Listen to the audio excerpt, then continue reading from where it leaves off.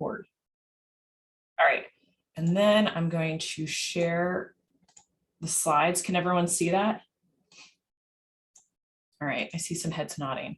So my name is Kate Matos. I attended RYLA in District 7490 in New Jersey back in 2002. That, for some of you who might be familiar, is I went the spring after the fall of 9/11 in a community that was a commuter neighborhood. So RYLA had an incredible impact, and our Rotarians really brought home the importance of community leadership and the important role of Rotarians in making our world better. And I was hooked. And so I've continued to serve first with that program. Then when I joined as a Rotarian, I immediately got involved with RYLA. So when I talk about inclusion by design, what I mean by that is we already have diverse students who are coming to our programs, right? Whether they self-identify as part of a group or not is one question, but whether or not they exist is certainly true. We know that these students exist who are neurodiverse, who are, and I'm using words from Europe, emotionally disabled, but stable on medications and in mainstream school programs. We have students who are in the LGBT community. We have non-binary students. We have students from vastly different socioeconomic backgrounds, as well as students who've experienced trauma. And so recognizing that those students are already here, how do we make sure, for instance, that we don't have disruption, but that we have a really inclusive program where people feel safe and they can share some of their struggles without being overwhelmed? So the first thing I'm sharing is the term "nothing about us without us is ever for us." One of our speakers this past year brought this to us, and it's a concept from Central European governance that was adopted by the disability movement in South Africa. Just those first two lines. She added the last line to really bring home that if we really want to serve a young population, we have to think about what that population is interested in, what their questions are about. And so one of the things that we've done over the past 5 years is we became a near peer-led model. So that means that we have 20-somethings who serve on our RYLA committee. They serve on the curriculum committee. They tell us what their peers are talking about, what their concerns are, so that we integrate speakers and curriculum elements that speak to that issue, whether it's how to stay connected during the pandemic, grappling with social issues, how to have conversations in conflict. Some of the topics that we've really focused on came from our near peers or college-aged staff members who told us that these are the things that are important to them. So we've kind of been doing this for some time of asking, well, what are we doing wrong? Like, we really want to know, what are we doing right? What are we doing wrong? But how can we make it better? Help us make our program better. And so that is kind of the framing from which we adapt our program each year and look for ways for improvement. I think if you're looking at your program and you're asking, well, what do I need to change? You know, what do I want to change? Like, where do you get that information from? So for instance, we have survey instruments that we get back from the students. Some of them are very pointed and very specific and direct, right? And like taking in that feedback and saying, really, is there a, you know, even if I don't agree 100%, is there a grain of truth to what they're saying that we can really implement? Another one, are you seeing changes that you want to also replicate? So I looked at the Rocky Mountain program, and I think it's phenomenal that they have found a way to make sure that students who are disabled can participate in Rotary programs. In fact, we had a student who we had at our program, and we offered them the option that we would help them with travel to Rocky Mountain if they prefer to go to a fully disabled camp rather than coming to ours. And they chose to stay with ours because they wanted to stay in the mainstream, even if they couldn't participate 100%. So asking those questions and giving those options. And then, have you identified opportunities for improvement? In 2020, right before the pandemic, I had the conversation with a non-binary student. And at that point in time, we were at a Christian college that had gendered sleeping arrangements, and that was required. And so we had a difficult conversation about what would be the most comfortable for that non-binary student. It didn't come to fruition because the pandemic happened, but it was certainly something we thought about when we came out of the pandemic, is where did we want to have our camp and what was important to us in terms of the facility partner that would allow us to make sure all of our students were included. So where to begin? I would say, first of all, be explicit about your goals. Often when you ask people questions, they question why you're asking. Okay, so being really explicit, we're collecting this information for this purpose. For instance, we ask for medication information and we make it clear we are not collecting your medication. We're not going to administer it. We're not going to share this information with others. But in the event of a medical emergency, we need to know what you're on, right? So we do make very clear why we ask certain questions in the registration process. I'd say form a committee. This doesn't necessarily have to be your formal RYLA committee, but we have elevated some of our staff members who are in communities who are more outspoken, who are more educated and active in the DEIB space, and ask them to help us be a better program. And so we connect with them on a regular basis to say, you know, what are we doing well? What can we do better? This next part I'd say is do your research. So if not as a committee, as a group, then as a leader, one of the things you don't want to do is to find that one person you know who happens to be openly fill in the blank and then ask them to design the program for you. It's much more appropriate, especially because there's so much information on the internet, to go do the research, come up with ideas. If you search gender registration questions, you'll find tons of sites with different ideas about how to do it. Come up with your own plan, bring it to people, and then give them the option. Say, this is what we're researching. Does this align with what you understand? And when we ask these questions, we understand that not everyone in a community agrees. And especially in some of the communities, the language is changing so rapidly that what might be appropriate this year might change in 3. So being open-minded to the fact that this isn't a check the box, you may stumble and fall a couple times. And if you're open and you're explicit about your goals, people will recognize that those failures are a part of the process. And I think this goes to like practicing that leadership principle, being okay with failure, saying you're sorry, and also thanking people genuinely is a part of, we're trying to really operationalize with our young staff that leadership process. So along those lines, I'll also share from our curriculum, we really use the Tuckman model of terms of team building. So leadership doesn't occur in a vacuum, it is with other people. And so we talk about norming, storming, performing, and the progression of a team. And we also talk about this idea of the comfort zone and the stretch zone. We, at the start of camp, tell all of our students, a number of you will be uncomfortable for various reasons. You might be the only person of your ethnic group here. We recognize that.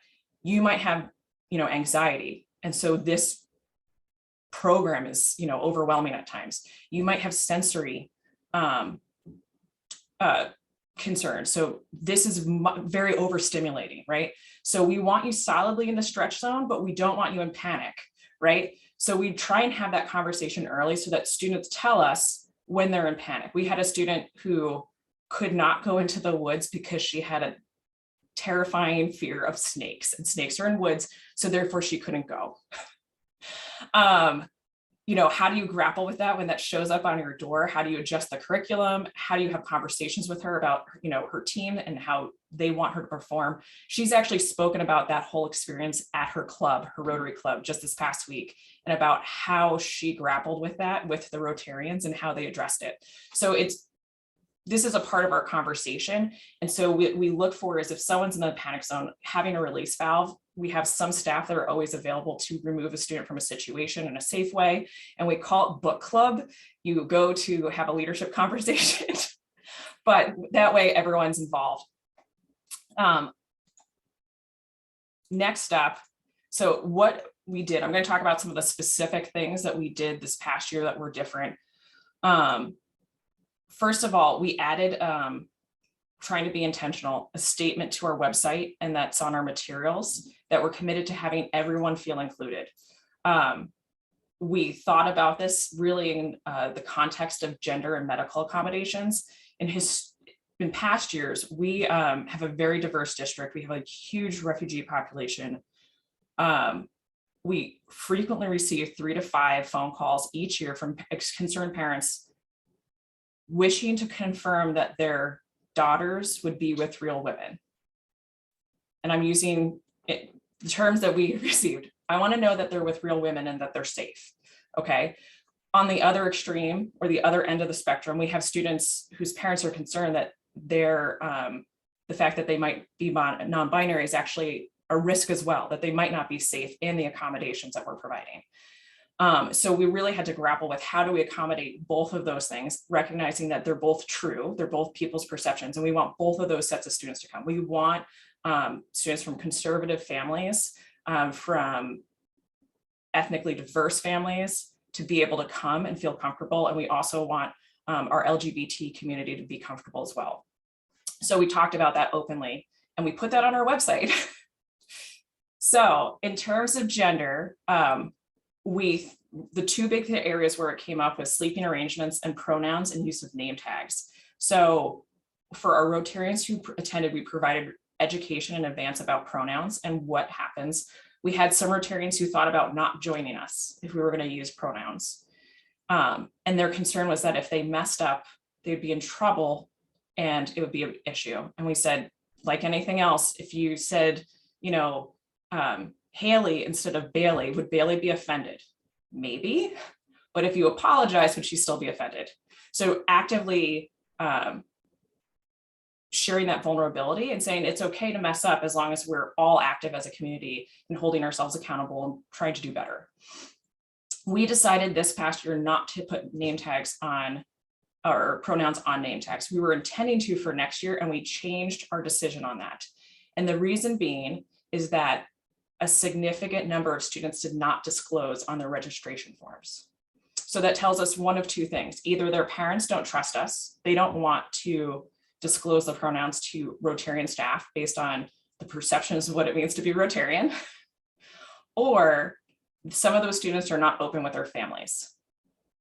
And so what we've now done is for next year, there is a blank space on the name tags for students to self-identify their pronouns when they get to camp, not on their registration forms. So that was something that was a learning for us. In terms of the sleeping arrangements, this was a question that we kicked around a whole bunch, or a series of questions. So at the start, when we ask, we ask the following questions for purpose of cabin assignments. 2 staff members are assigned to sleep in each cabin. Our goal is to deliver inclusive programs that welcome everyone in our community. Only intake, reception, and event staff will see these forms. So the questions that we have are the sex assigned at birth, gender, and what is your cabin preference? And I was originally using things flying in. Originally, we only asked if they wanted to be in a same gender cabin or if they're open to being in a same gender or mixed gender cabin. In terms of the responses, so we had 8 cabins, and we had enough students positively say that they would be in a mixed gender cabin to have had 3 out of the 8 cabins be mixed gender. And these are forms that are completed with their parents as well. We only had 1 same gender cabin, or 1 mixed gender cabin, because we had only 1 student who identified as non-binary. When we actually got to camp, 4 students and 1 staff member in the mixed cabin were non-binary and used they, them pronouns. In my cabin, one of the students was also non-binary, but had answered that they were female and female, right? So one of the things that we realized was statistically, the responses don't match the actual populace, right? So with that in mind, we're looking at expanding the number of students who are placed into the mixed gender cabins, and we're adding the bottom question, which is, do you prefer to be in a mixed gender cabin? So that we know that those students prefer, because I was just picking, well, I've got 3 cabins worth of kids and I'm going to put 1/3 of them into this cabin. So now we're really giving the option for students to pick to be in that mixed gender cabin.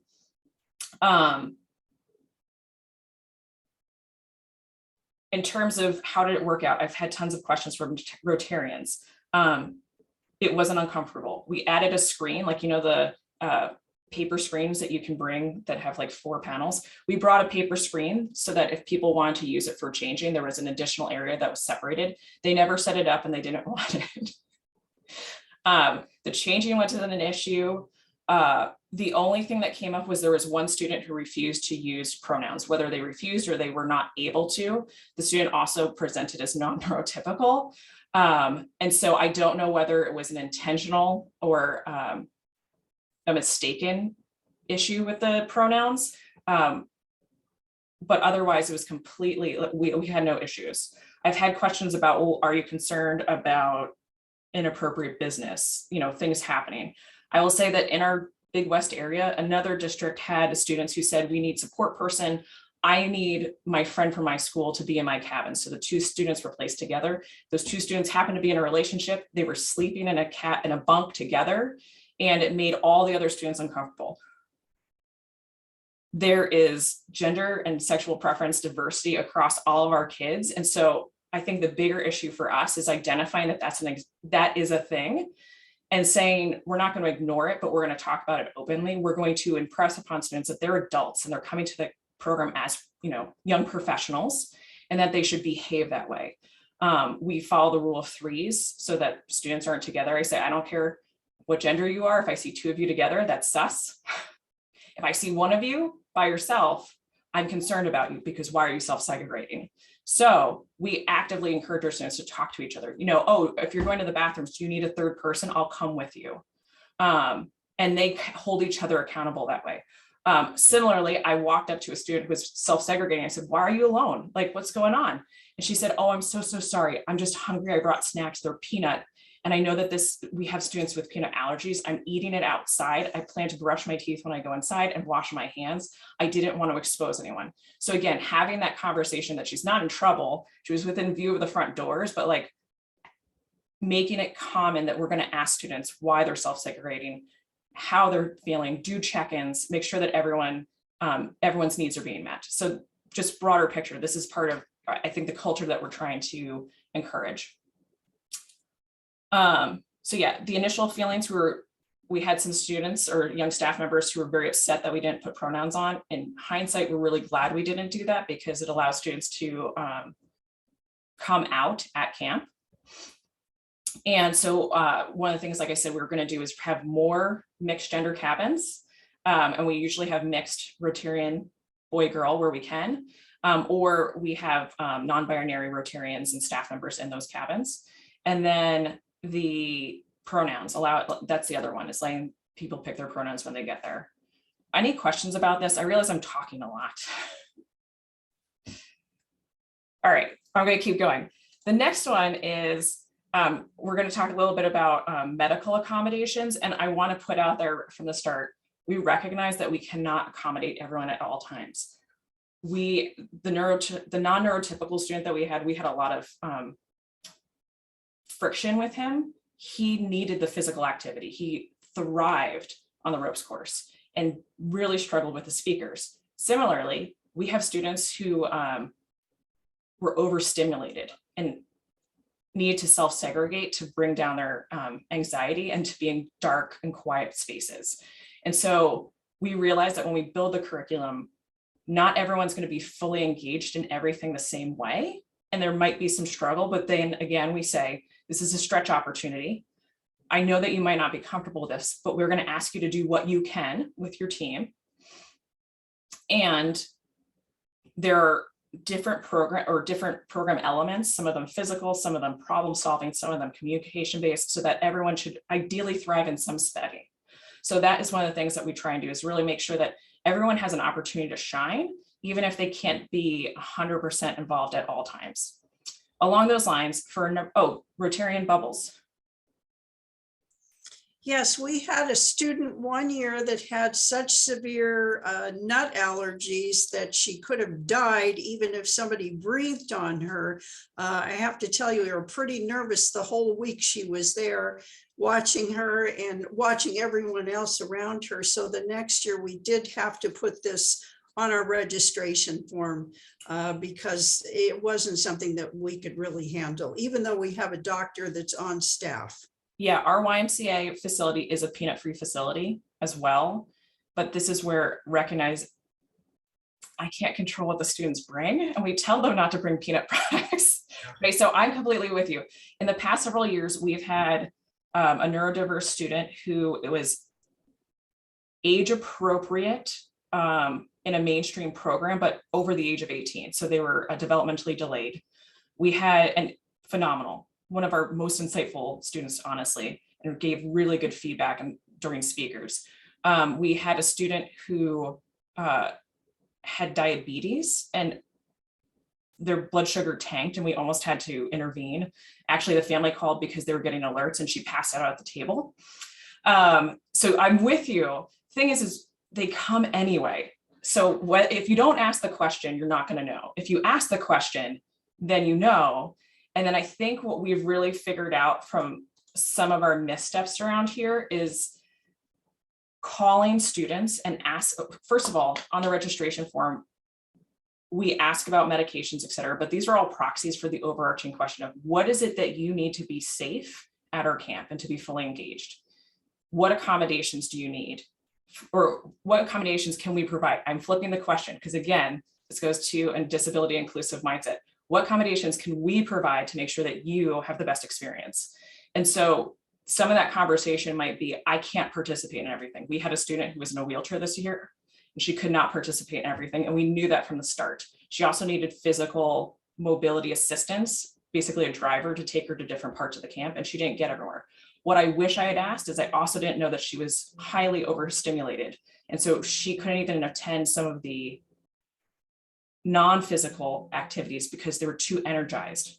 Okay. So not just looking at the registration form and making assumptions about like what they've put as their condition or their medication, et cetera, but calling those students and saying, how do we make your experience here the best it possibly can be? What are the risks that we should be aware of and what are the concerns? And then putting together a plan.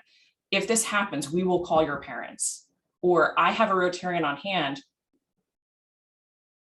Do you want us to drive them to the hospital or call 911? Because in a peanut allergy situation, EMTs arriving with can actually be quicker. In the woods, maybe not so much. So we actively put together a plan with the parents and the student to say, what are you comfortable disclosing at camp with your fellow students? For instance, if it's a peanut allergy, can we announce that so that people don't bring their snacks into the room, right? What are you willing to share? What can we share with our staff? What do we need to know? How can we work together to make this a successful experience? I think, and I spelled accommodation wrong, that has helped us dramatically. Sometimes asking those questions, we had a student who had just finished an intensive outpatient program for severe anxiety, who attended. At the end of the program, they learned guitar in their IOP program and they performed in front of everyone. They were physically shaking, like physically shaking while they did it. And the students completely enveloped her in support. And it was a phenomenal experience. Another student who also had just finished an IOP program decided not to come because at the end of the day, they thought that they could not participate meaningfully and they'd have to leave early.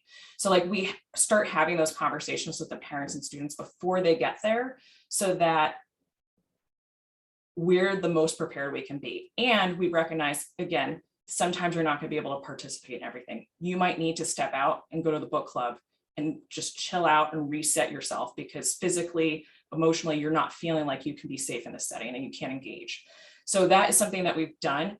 And I say this, I had a Rotarian from our district who said, you're doing way too much, right?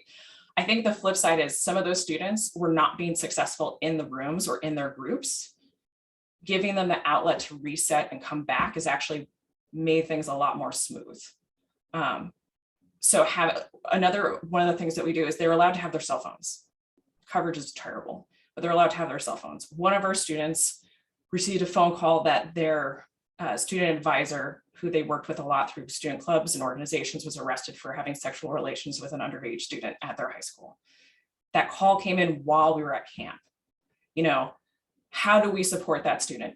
They were allowed to self-segregate and check out and then come back to their team as needed, right? And so having the open conversation is not welcoming more difficulties, but actually recognizing that some of these students come with a lot of things on their plate, and we're just trying to make sure that they have the best experience. And then all the other kids, they don't make assumptions because sometimes someone self-segregating, someone takes personally, or the fact that they're snapping, they take personally. So having those conversations actually makes the whole process for all the students more engaging, and it reduces the opportunities for missteps or miscommunication. So we've found it to be successful. That being said, I received personal letters from our disabled, and we had students with eating disorders. The two students who we had that had the most chronic or disabling conditions, and I use that term because disability is a legal term as well. We received personal thank yous from both of them, written, for all of the accommodations that they received. And while one of them left early, she said, like, I'm still received so much from the program, and I'm really glad that you included me. We had other students who were not disabled and did not have chronic conditions who yelled at us because we were not as inclusive, because some of the students had to self-segregate, right? So again, taking it with a lens that some of the students want them to be even more involved and want them to be more participatory and want us to do better, right? Like, I see that as a great reflection that the students are aware and they want to be inclusive. Even if their perception of how accommodating we are is that we're bad versus the students who are actually receiving accommodations.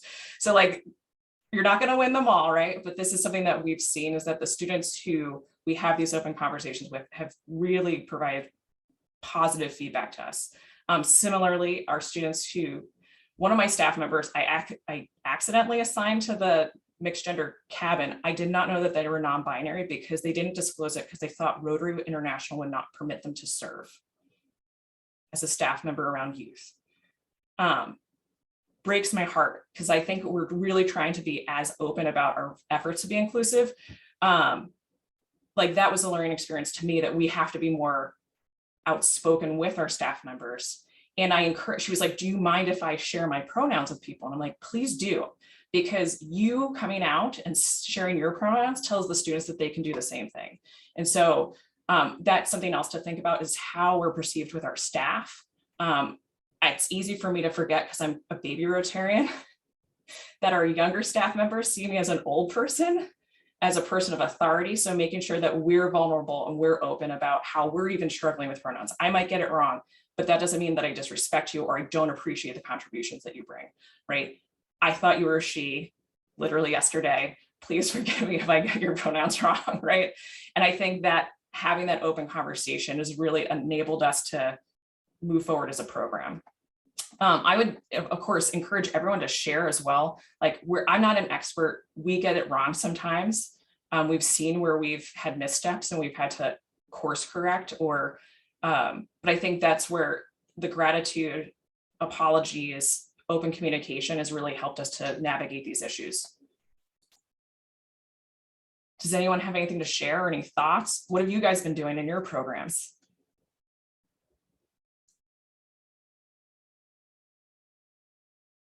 Oh, Deirdre, I think. Deirdre, but that's okay. Actually, it was a question, because your second point was something in sounds, and I didn't pick up on how you addressed that. Oh, we didn't this past year because we didn't ask. And so that was a learning. That was definitely a learning, was that even one of our staff members, we were in this terrible space. It rained the whole time, so we didn't have the outdoor spaces as much, and it was a very resonant room. You could everyone had to be silent for you to hear the speaker. Everyone had to be silent for you to hear me speaking, because it was just the echo chamber was really bad. Some of my own staff members said, I normally don't have sensory concerns, but I'm overwhelmed. I don't want to be in this space. It's too loud. Like, I feel like everyone's right on me, even though we have enough space, just because the sound was so bad. The student who was in a wheelchair also had sensory concerns. So they had dysregulation issues that impacted their ability to walk, as well as their ability to self-regulate with the sound and the lighting and everything. So this is where I think we've moved from asking about what are your conditions and making assumptions about what we think that means for them, or what, medications, to saying, what is it you need, or what can we provide to make sure that you have a safe space, and making changes to our the buildings we choose and how we structure the day. One of the things we're actually adding is more downtime, so they have more time to self-separate, all the students, not just those who need to calm down. I really like the fact that you have expanded beyond just a medical form. I worked for an organization and we did all those basics, and it turned out that we had a student on our trip who suffered from high blood pressure and had an event and was in the hospital, and nobody had told us, and we were 3,000 miles away from home. And it was really hard. And this is where we ask, like, is there anything else we should know about, you, anything else that we can do to make sure that you have a good experience? We ask the questions in different ways. Some people probably think it's redundant, but someone will answer one and not the other. Bailey, I see your hand up. Yeah, I was just curious as to with the mixed gendered cabins, because I think it's a phenomenal idea and it's something I definitely would like to bring up. But backlash from parents, did you experience any of that? None. Oh, I forgot to say, we got no phone calls from any parents about this. All the conservative families who have historically called didn't call because they could see on the questions that we were having cabins that had same gender, same sex students. And then on the other hand, the parents who had non-binary students didn't call us again. I think because they could see that we were actively finding ways to include them. One of the questions that has also come up is, can't the students just pick one? One of the issues for us there is that it does make other students uncomfortable, for right or for wrong. I'm not making a judgment, but some of those families are not comfortable with that. Also, we were told, don't make a non-binary cabin, because again, you're making gender the issue and you're pulling, say, 3 students that have to sleep alone together versus having a mixed gender cabin where it's a non-issue in that space. And we have an open conversation in that cabin separately with the Rotarian who says, we're going to treat you like adults. We expect you to treat each other with respect like you would in any cabin. If you're uncomfortable at any point, please let us know. They always have the option of voicing that they want to move to a different one if there's an issue. Nice. Tim. This has been an incredible session. I really, really appreciate opening up a space for us to be able to have these conversations. We've been virtual here in Hawaii the last 2 years, and as we're beginning to go back to in-person, we just know that this is much more of a topic than it was even 2 years ago, right? Or three years ago, the last time we had an in-person, we had 2 students that were, identifying as non-binary, and that happened at the camp. And it really, we were like, oh my gosh. And so there was a thought was, well, do we let them just go and sleep in a room all by themselves? And they were like, I don't want to be segregated from everybody else. Yes. But yet the girls' cabin was like, oh my God, no, we can't have them here. And the boys' cabin was like, no way. So in the end, we worked it out. But I just really appreciate this idea of we need to be gathering information ahead of time, being much more mindful in our planning so that we don't end up in situations like that. I really appreciate that you just said, that folks could have the option to move around if there was some discomfort in. The student who is not using proper pronouns, we were looking at moving that student out of that space to make the other students more comfortable. Again, voluntarily or mandatorily, we've looked at that issue, and that student was male, identified as male. So it wouldn't have been an issue to move him to the same gender cabin. But yeah, that's one of the things that we grapple with, is how to make it work, even making corrections during. I also really appreciate the suggestion of having some screens. So just, purchasing a few screens, what a low expense, have it there available. Rod. Yeah, on the spot, do it, that is wonderful. The other thing is you just casually mentioned a book club area, and I wonder if you can expand on that a little bit. Yeah, so this was something that popped up while we were there. We had not realized the student in the wheelchair would not be able to participate all the time. We had the student who was afraid of snakes. We had another student who did not disclose anything, but just emotionally was checked out, would not engage with her team. Started asking repeatedly to call her parents so that she could go stay with her grandmother. I mean, we had a number of students who, for various reasons, were separating themselves from the team. So at that point, we called it Leadership Book Club. There's no book, but we created a series of questions and discussion points. And so they formed a different small group. It was, for the student who was self-segregating by choice, she wasn't really engaged in the conversation. The kid who was afraid of a snake, fully engaged in the conversation, right? And that group changed from time to time based on what activities we were in. But having a place where those students still came together, they were still engaged, they were working with Rotarians on concepts of leadership. One of the questions, how do you think your team feels about you not being here? How are you going to approach it when you go back to your team? No right or wrong, but just being mindful to that dynamic as well, that we're encouraging the teams to do these activities together. Do you think that they're upset with you? Do you think that they want you to come back? Like, how are you going to broach that conversation? So I don't know that I want to formalize it in the sense of like telling people in advance that there's a book club, right? But it's something that we did on the fly to make sure that students were still engaged in learning. Tim, I see your hand up. So we've been experiencing a increase in our trans students population. And as a team, we've kind of been struggling to find a best way to accommodate them at the sleep. But we actually have a program in the summer that goes for about 9 days. So it's a long-term event, and we're struggling to find out if we're anticipating that the mixed gender cabin will not be an option because of our host organization. So we're not sure what the best way to accommodate them would be. That is a great question. I think, first of all, you can choose to have a conversation with the organization. When we looked at new facilities, half of the facilities asked us to do a Christian certification, that we were going to follow Christian ideals, which I thought was like, okay, I'm Christian, and clearly the Christians I know are across all political camps, right? So like, what does Christian ideals mean? We ultimately, as a program, decided not to sign up with any organization that imposed those sorts of restrictions.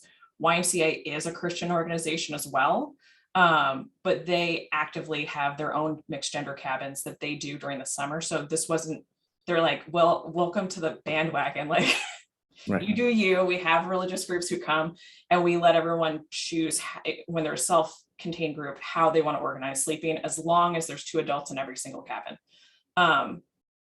So one would be to talk to them to see, like, do you have a preference on this? The second thing I might ask is also ask the question still. The reason being, and I'm anticipating this, is what happens when I have a student who says that they are a trans woman and they want to be in a same gender cabin, right? Based on the registration questions, I now know that we have enough students generally who are identifying as willing to go into the mixed gender cabin, that we could have an all-female cabin that includes that trans woman. Because every other cis woman in that room has already said that they're willing to be in a mixed gender cabin. So that is something that also think about is, do you just ask the questions anyway? Because it might still allow you to organize the sleeping arrangements in a way that everyone still remains comfortable. So that question of, do you place the trans woman with a male cabin or a female cabin, you have enough, I'm going to say, moving pieces that you can work with to make sure that it accommodates everyone. Great. And my last question was, in the mixed gender cabins, have you experienced, we always experience by nature of design with teenagers over 9 days, that they will tend to make up that they're going to get married by the end of the program. So have you experienced anything like that, where they plan to, yes, we're both going to do mixed gender cabins, and then we can be together all throughout the night and so forth? Yeah, we have not seen that yet. And I think that's what I heard from the other district I had talked to. That might arise in a same gender or mixed gender cabin, to be honest. So the bigger picture is like, everyone sleeps in their own beds, like, full stop. That is the rule. I don't care if you're comfortable. I don't care if you're heterosexual women and you want to do it. Like, we're not having that conversation. Everyone sleeps in their own beds. The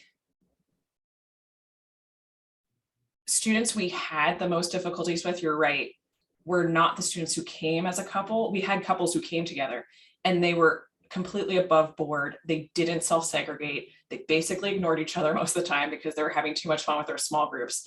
It's the students who arrive, don't know each other, that start to connect up. And this is where we really lean into that. I don't care who you are. If I see two of you, that's sus. If I see one of you, I'm concerned. Let's hold each other accountable to these principles that we always move in groups of 3. Or we can't always happen, but like that we endeavor to be in groups. Right. Thank you.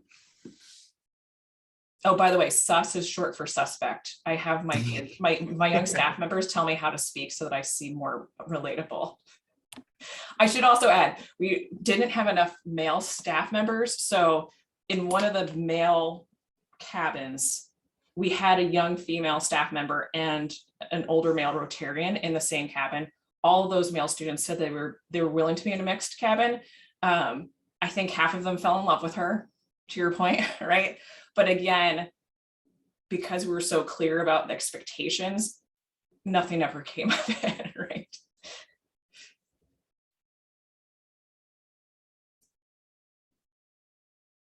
Any other thoughts, concerns? Like I said, I'm not an expert in this. We're actively testing this and going through this process as we go and making corrections when we realize that things aren't working. Bubbles. So, excuse me, as always, I have something to say. We had 2 students, male and female, and that's how they explain themselves at camp, that met and of course fell in love and the whole thing. But we talked to both of them and said, you know, this is wonderful, but this is a leadership camp. And when you leave camp and you want to get together and whatever, that's up to you. But while you are here, we will not have physical interaction of any kind. And they were fine with that. And actually, when they came back from camp, the girl who happened to be from my own area, her mother called and thanked me for that. And she said, oh, she told me what happened. And I never call the parents to explain what's happening, but she said, I really appreciate that. And she said, she was right, and I should focus on leadership, and that's what I'm doing. And when she got back, she told her mother, I'm not going to be boy crazy anymore. I really have to focus on, you know, my education. So that was a good lesson, and it wasn't over the top saying you can't do that, that's not acceptable. It was more of a positive, not saying you can't, but this is what you can do. So that was really helpful. At my home district, the Rotarian would say, and it changed every year, of course, you know, I've been married for 45 years. I've got 3 beautiful children. I've got this many grandkids. My husband's the love of my life. If I can go 1 whole week without sleeping with him, y'all can go 1 more week without sleeping with the person you just fell in love with. So she would do it in jest. I have not used that because my young people said they don't like that. They're like, she said, what? Also, something I realized, I came from New York, New Jersey, very direct and abrupt and like that kind of joking. My students here think it's completely inappropriate. So I look to my staff members as well to say, like, how do we deliver these messages in a way that they're going to hear it and it makes sense to them, rather than what I think might be funny or I've seen work in other places. So we really ask our young staff members to reflect back with us to like try certain messaging before we roll it out during the, we call it like the rules meeting.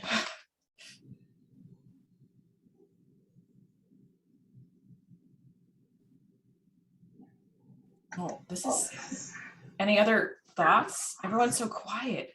We've got 2 minutes left. Well, yes, Pendleton. I just say this is a really superb session. We've co-directed RYLA for a couple of years, actually 15 or so. We have a few like this, but you've covered it really well. And we also use the rule of no purpling. No what? No purple. What's No purple? mixing pink and blue guys and girls, you know, and they don't. Yeah, they're amazing young people, inspiring. Yeah, thank you. Thanks. Well, it was great meeting all of you. Good luck this coming year.